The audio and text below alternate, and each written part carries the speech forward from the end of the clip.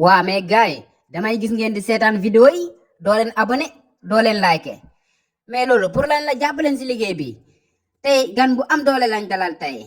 wa rabbul kahbatu musarraf damaa gis Ousmane Sonko ci biiru palais. tey Serigne Mara Niass lañ dalal Serigne Mara nga ne lan foo gis Ousmane Sonko nga ne foo ko gis.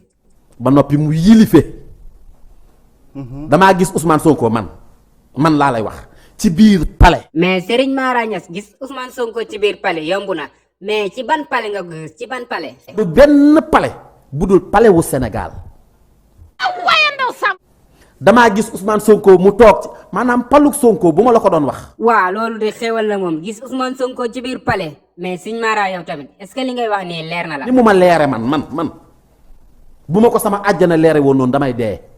cey Serigne Mara man yow laa gëm Serigne Mara Niass yow laa gëm mais est-ce que ci biir palais kese nga ko gis wala. mais est-ce que xam nga ne ci biir pal gi.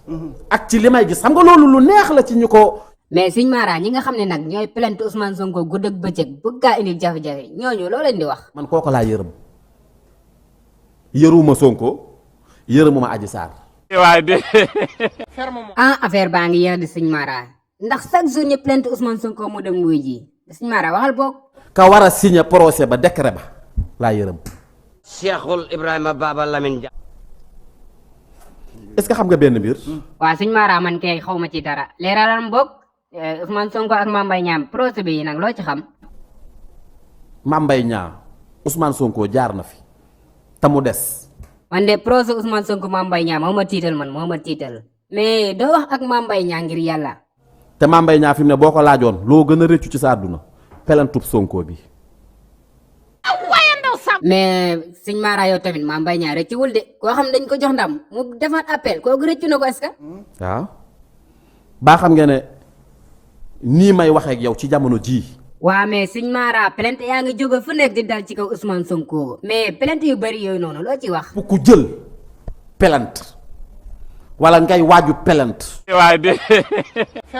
wala nga bokk ci ñiy xeex mbiri Sonko. ah Serigne Mara man de xaw ma li nga bëgg a wax mooy mais yaakamti naa ko de ci loolu laa sawar de Ousmane Sonko moom kenn waru ko songu.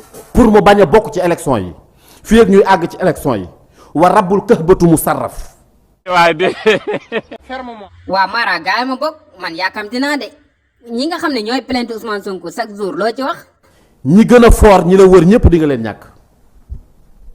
barke yonent yàlla. Cheikhul Ibrahima Baba Lamine Dia. amiin yal na su ñaan nangu mais ñi nga xam ne ñoo ko bëgg a gàllankoor nag ba du dem ci élection 2024 yi loo leen di wala nga jug ngir gàllankoor ko muy yow ci sa jëmmi bopp yow mi ko déclaré.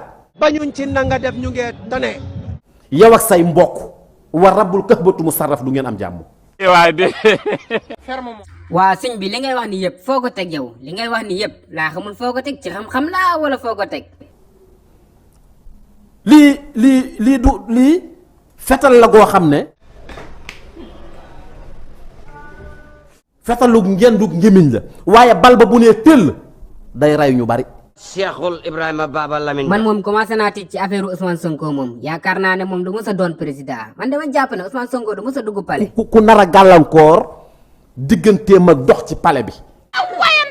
dama ne la danga ko dul tal première doo ko tal. doo ko tal ça veut dire que doo nekk si jàmm mais affaire yaa ngi yéex de Serigne Mara gisoo liñ koy teg yëpp moo ngi yéex de. te man ñaan naa yàlla Sénégal ñu xam nga maa ngi wax lu am solo ngeen may tànqam lu maa ngi wax lu am solo. waay de. waa Serigne Mara bul wax loolu yow tamit ñun yow rek la ñuy topp gëm nañ la de kenn tànqam lu wala fii yaa ngi gis kay. suñ borom li mu ma wan ma gis ko wa rabbul kahbatu musarraf képp ku ko nar a gàllankoor.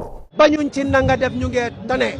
waa nee nga képp ku ko bëgg a gàntal da ngay am problème mais ban genre problème ngay am da ngay dee wala lu lay dal. lu bari ci sa famille ay bakkan da ciy taxaw te yow doo am jàmm. affaire yi dafa gën a puuj paaj ni daxi ni sipa kenn mënu ci dara. yow daal li ngay wax ni Serigne Mara na assuré rek ñun moom gëm nañ la te yow la ñuy topp waaw Ousmane Sonko moom beneen affaire la. xam nga xal yu nekk ci loxo xal. waa Serigne Mara waxal boog plainte yaa ngi bëri de te ba léegi gisaguñ gars yi di am problème kenn deyagul waa Serigne Mara wala boog waxal boog dee. waa da nga war a wax nag gars yi dañoo war a dee de lu ñuy xaar ci dee ak plainte yu bëri yi instant bi ñoo ngi ñetti plainte yoo xam ne dañ ko war a dem wuy ji li wit ak le 16 ak beneen bi lii nag mooy taal boo xam ne yàlla moo ko taal nga ne par force day fay mais mënu leen si Ousmane Sonko dara mais jaajëf gaay ba ci beneen vidéo abonné leen aimé vidéo bi bégg naa leen bu baax a baax wax la déggin la laaj borom bopp yi buñ paree dinañ ko bind xam fa may waxee